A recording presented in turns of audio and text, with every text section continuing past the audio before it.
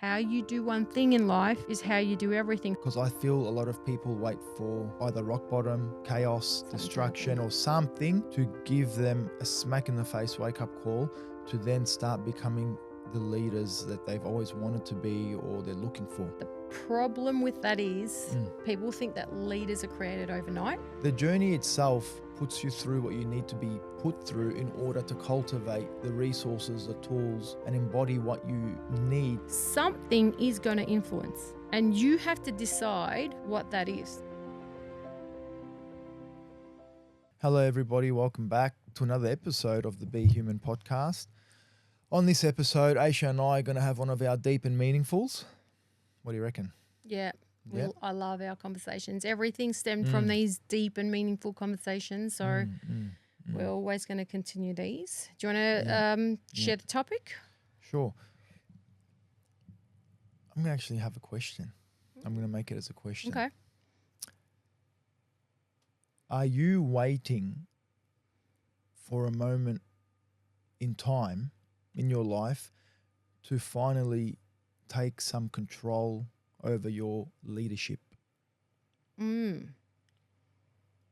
I feel a lot of people wait for either rock bottom, chaos, destruction, or something to give them a smack in the face wake up call to then start becoming the leaders that they've always wanted to be or they're looking for. Yep. Agreed. The problem with that is people think that leaders are created overnight. And that leaders are people who have a natural ability or they've been gifted to be this kind of people.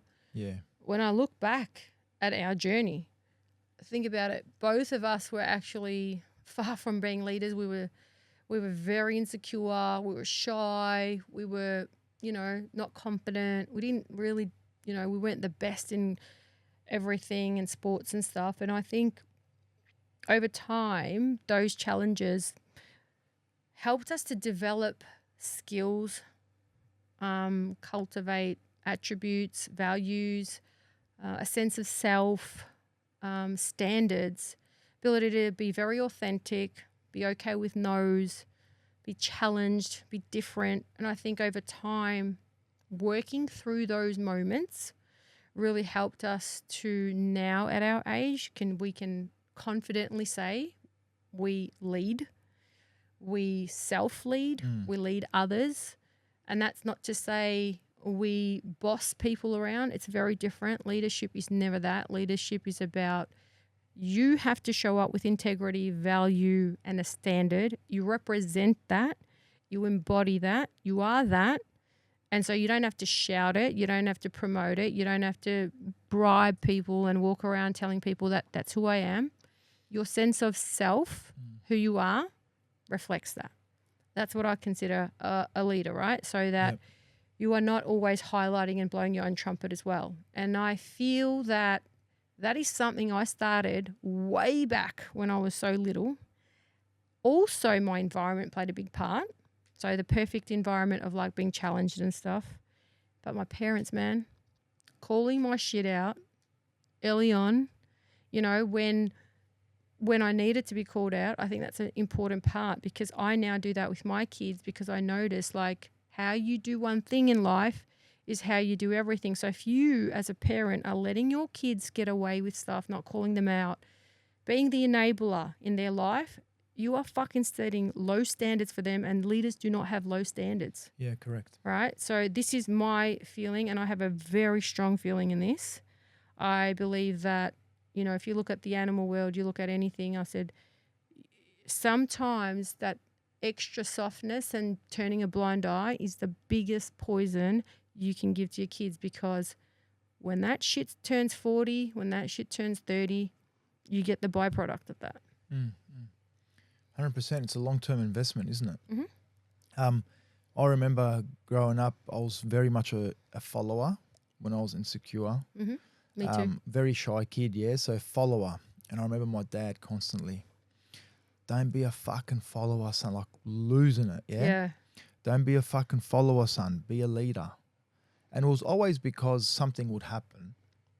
He'd receive a phone call from school or And my father would know who I was.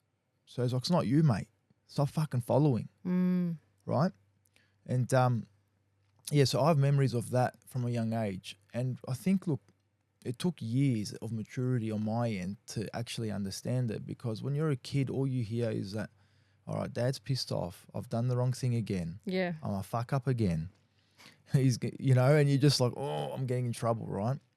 But you don't actually sit there and reflect so much on what's he actually mean. And I didn't feel like I had what it took, right? And yeah, so over the years, as it went by, I think I just got fed up. You get fed up of feeling a certain way, and you go, you know what? Nah, I'm going to start doing shit my way. And of course, when you start being a leader, people are going to talk shit about you. Yeah. People are going to feel uncomfortable about you, right? And then that comes with it. So you can also go back into your little shell, or you can start building some sort of resilience within yourself, because a leader has resilience. So the journey itself kind of puts you through what you need to be put through in order to cultivate the resources, the tools, and embody what you need. So when I am in my 30s and I have kids of my own, this is when it's important to be a leader. Not when I was 8 years old so much, or 5 years old, or 10 years old, or, you know, not so much if you're hanging around 20 guys and you're 15, 16 and your fun is in the streets doing illegal activities and whatever you're doing. You don't want to be the leader of that necessarily, right? Yep. Leader of a gang even. So, yeah, I think, look, it's definitely when you hit your 30s and 40s that you cannot be going, oh, you know, I think it's time I pull my shit together and start actually leading, because you haven't had the investment of, you know, if really took me only till a few years ago. But Right? that's what I'm saying, 100%. But the work was... The work was 20 years 20 years. in the making. 20 years in the making. You know? And even if you look at people who are leading in, say, in business, entrepreneurship, relationships, if they are leading in financial... You know, with business and stuff, we follow a lot of people now, influential coaches and on Instagram. And I think it was Andy Elliott. I was watching, and I've only we're quick to forget that these people had long term, yeah, that's right? what I was getting at. Because I look and 100%. Andy Elliott, shaved head, fucking boom, boom, boom, nice, looking great, you know, jacked up, nice, fit. Then he showed something the other day, and I'm like, what the fuck? Is that him? Is that him? He had hair. Yeah. And you forget, and I'm like, wow, this guy's actually been doing this. Not Forever. since I've known him or since I've recognized him, forever. But that's what Do you we're know what I mean? talking, right? Just think 100%. about it. The fact that you said there is different stages too, like leadership is going through different aspects and cultivating certain things, because one of the biggest things about a leader, and this is what people don't understand, what is a leader? Leader is someone who's sort of going to break rules, do things differently, find another way, you know. Do you think that you're going to be liked by everybody? Hell no, right? One of the greatest leaders, Jesus Christ. Do you think everybody was praising him? People like that title because of how they associate the title leadership or leader. They like it. Yeah. A lot of leaders are not liked, No. right? There's parts, and that's okay. Great leaders are not liked. I'm not talking about the ones that are like bossing people around. I'm talking about really good leaders learn to separate their emotions from what needs to be done, right? And they will always consider everyone, right? So even if you're a parent, like I can make a lot of decisions based on how I feel, which I used to. And now when I look at it, I'm like, no, I'm going to make decisions based on what's good for my kids, what's good for our family, right? And that comes from being okay with not being liked, not being maybe not being seen with truth sometimes even. You know, you can be judged, you can be anything. People can view you in many different ways, but a true leader is okay with not being liked. And if you look around, man, we have a society of people who only want to be liked. which means they'll sell themselves out, which means they will make choices, which means that will do behaviors and things that are against everything, right? As long as they're liked, you know?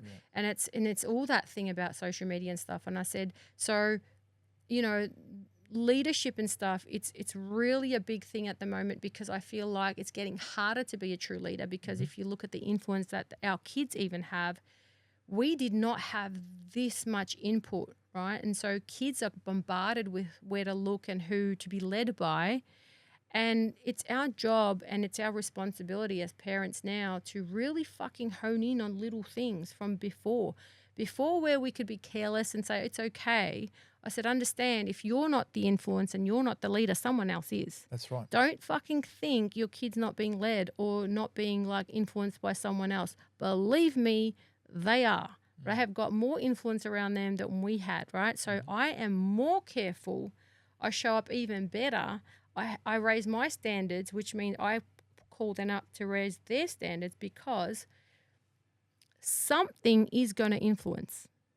And you have to decide what that is. And as a parent, for me, I want that the influence is me rather than what's external. But how do I influence? Not just by talking it, not by pressurizing it. Do you know why it worked with your dad? Because he first was that. Yeah, Do you know why it worked with my parents, man? Because they were that first. So even if it came across a little bit harsh and it was hard, I didn't see that what they were saying and what they were being was separate, right? So there was a trust in them too. Like, no, they're speaking truth. They're not lying to me. They're not wanting me to be this, and they're showing me something else in their actions, right? Yeah. That is the best thing about a leader, that what they say is how they show up in life.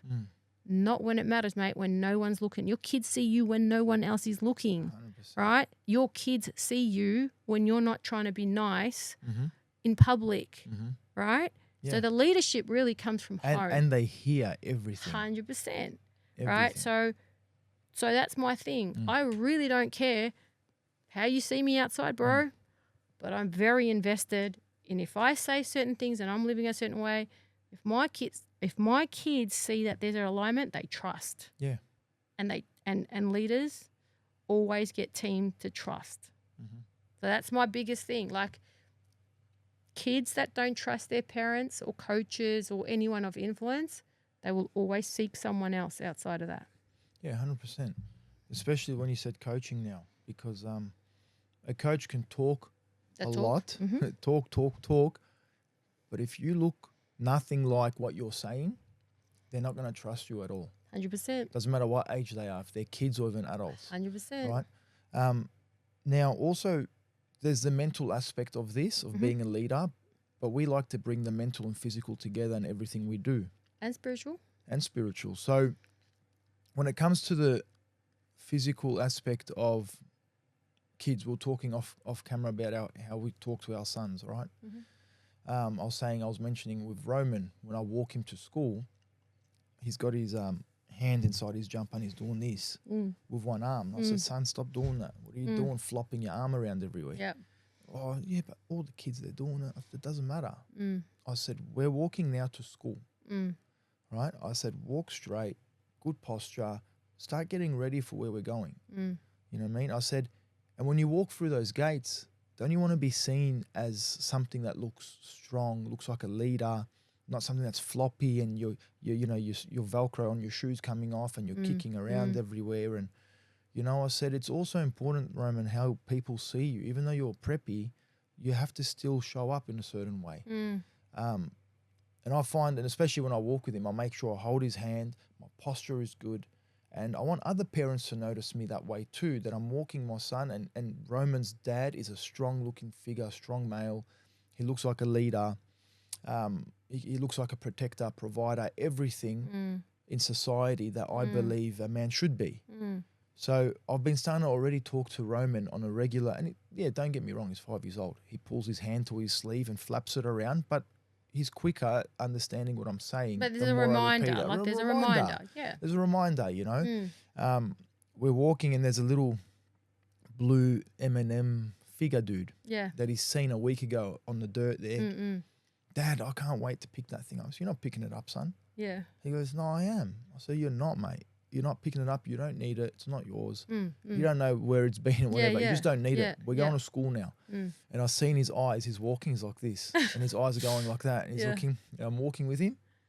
And it wasn't there. And he's looking. And he's looking. And now we've passed about 100 meters of where it was. And he's still like looking with the corner of his eye. I said, you're looking for the blue M&M? And he's like, what? And he looked at me. I said, you're looking for the blue M&M? Busted, Roman. He's like, I said, it's gone. It's not there. He's like, oh, yeah, I thought it wasn't there. And anyway, so I'm like, all right, sweet. But it's just funny because, like, what I'm saying is, you know, kids are going to be kids.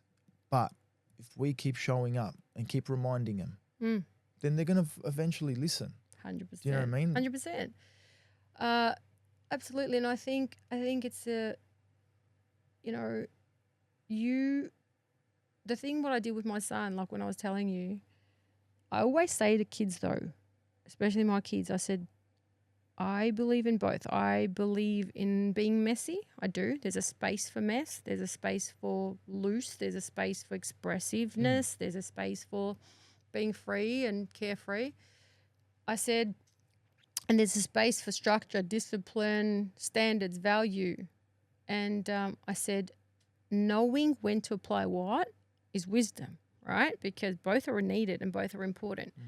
I said, if you're going to an activity or if you're in an environment that requires that kind of embodiment, well, then you do that. If you're now going to a party, enjoying some, a barbecue, well, then there's a looseness. And Your to body, loosen up, your relax. body changes. But I said, mate, if you're bringing looseness to somewhere like training or school or sitting down to learn something, if you're bringing that looseness to that thing, well, your body language and what you're in is not aligned, right? So understand that integrity that comes with like a firmness of like, this is where I am, this is what I got to do. You're focused, you're intentional, right? It plays a big part in how you receive something and how you hold something.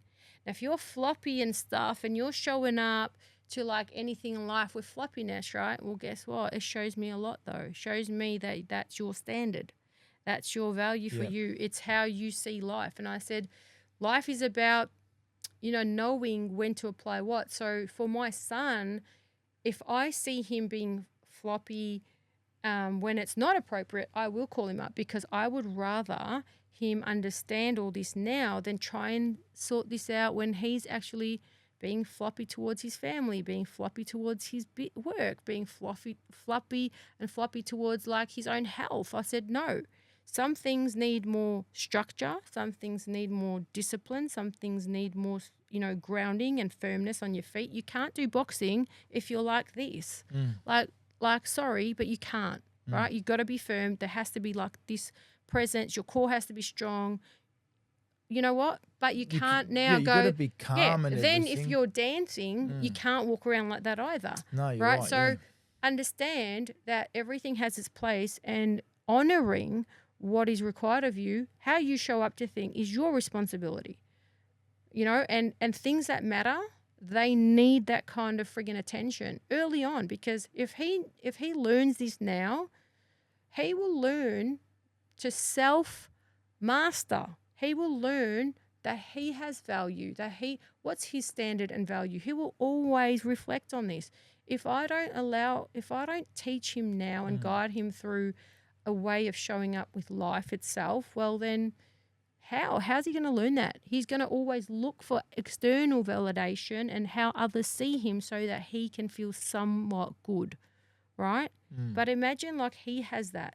That's his own way of seeing it. Like I have to show up. Like, I homeschool him and I get him to even write out something that he hasn't written out neatly because I'm like, this is how you're showing value and standard. I said, I always make sure that he's doing his best and highest standard because guess what? That will happen over time. Do you reckon it's because I want him to be the best writer? No, because he should know if you have the capacity to have a higher standard, you actually do it. You apply it. Yeah. You apply it.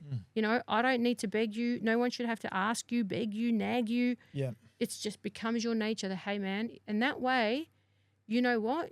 No matter what happens, what the outcome happens, because you showed up with standards and values that you fucking considered it was your highest, it's all good. You're very good with people like either not getting it or thinking you were, no, because you sleep well at night because you go, that was actually my best. And I think those are the things that we don't teach our kids now. We're okay with like, however, this, that, everything. But I was like, no, leadership starts, first of all, as a kid. Leadership starts at home. Leadership starts by example.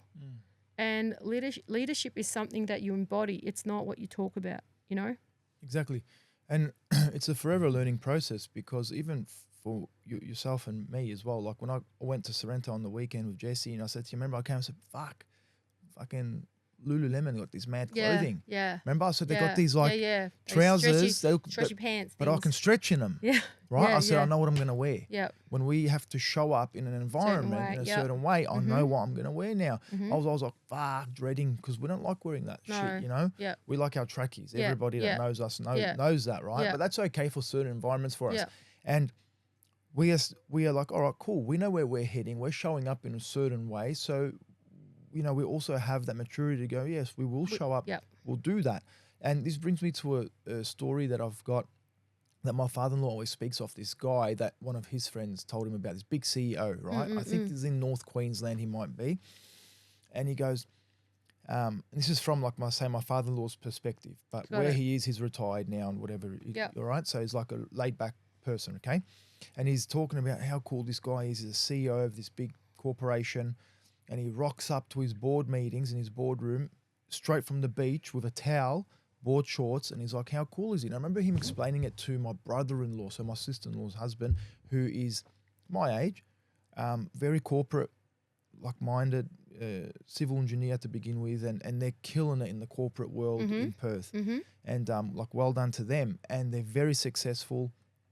And I remember him listening to the story and going, the hell, that's the dumbest thing I've ever heard.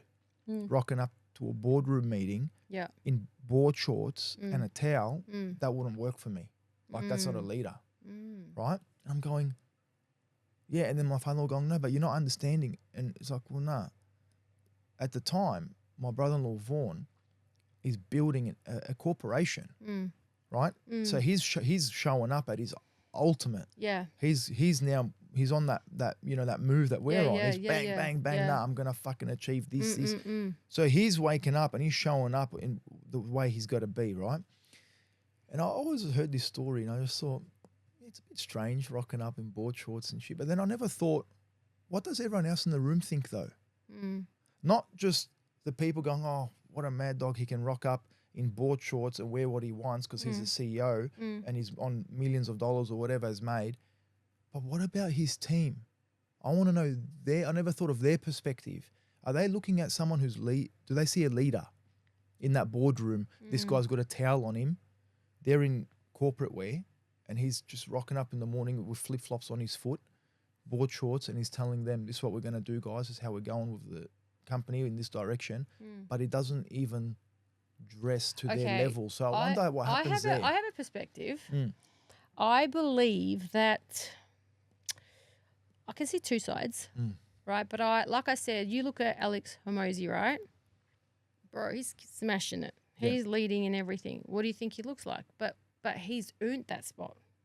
So if that guy with the towel and the flip-flops or whatever shows up, but how he's led, how he has showed up for the last 30, 40 years, he has been that person. He's grinded. He's got the intelligence. He's got the systems. He's got the personality.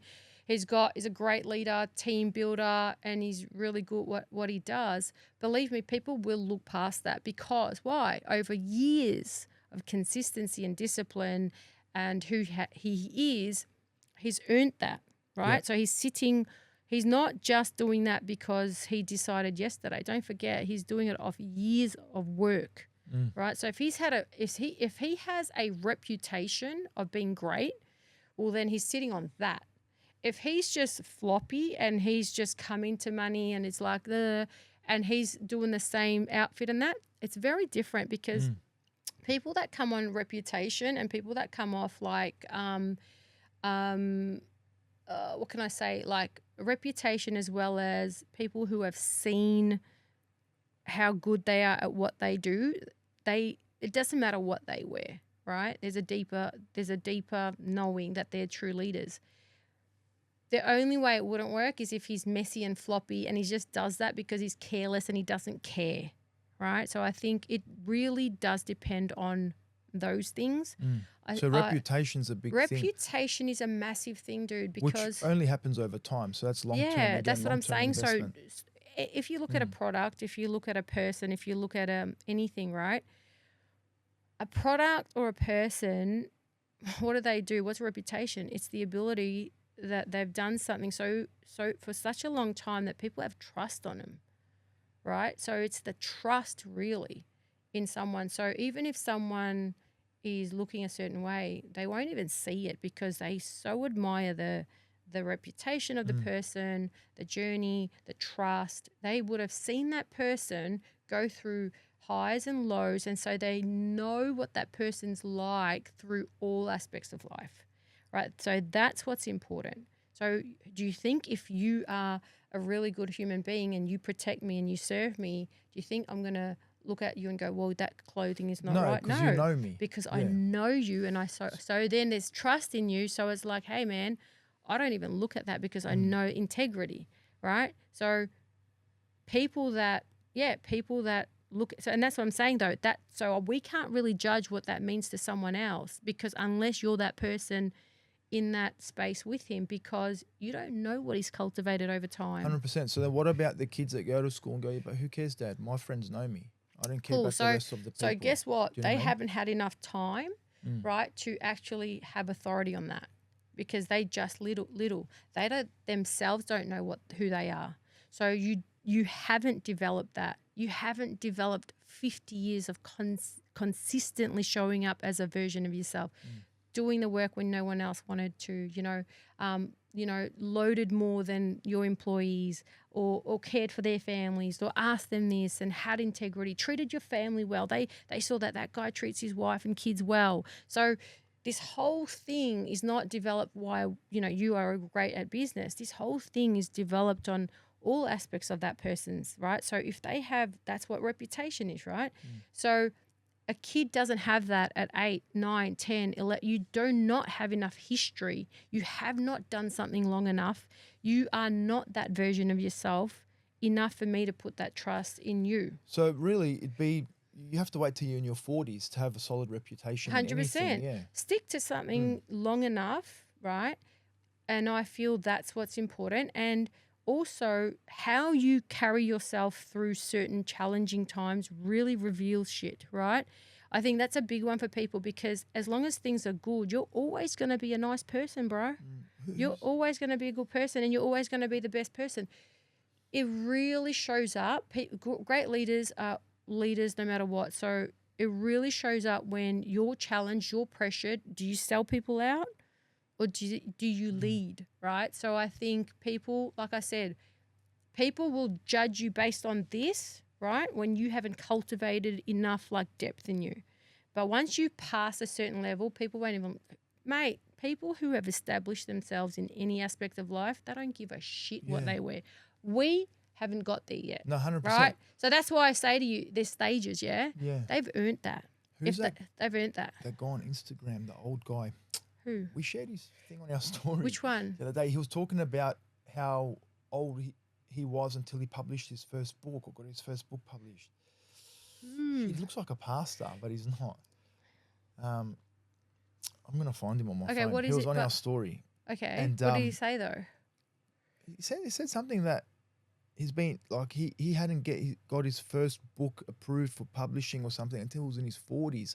So he was talking to the younger generation, saying it takes time, and it'll happen when it's meant to happen in a way. You know what I mean? But it's also what you do in that time. Let me see if I can find him. It's what you do in that time, and that's what I'm saying though. People are trying to rush everything, and I'm like, everyone that's sort of speaking, from a space of I've done this and this is me, follow me. I was like, man, you know, Where these is he? things are not cultivated overnight. These are not even 5-year things. Like those people were doing things for the last 20 years and now they're like showing snippets of themselves in life and stuff. And I just believe that, yeah, parents take responsibility, first of all, for yourselves and how you're showing up. Mm-hmm. And then notice the little things that, you know, that need to be looked at, that need to be demonstrated to kids. Don't tell your kids to do shit if you're not doing it. That irritates the 100%. shit out of me, man. 100%. You know, and I believe like the biggest reason why I have such a great relationship with my kids is they trust me. They don't trust me because I don't fuck up. They trust me because I'm very, very true to what I say and what I do.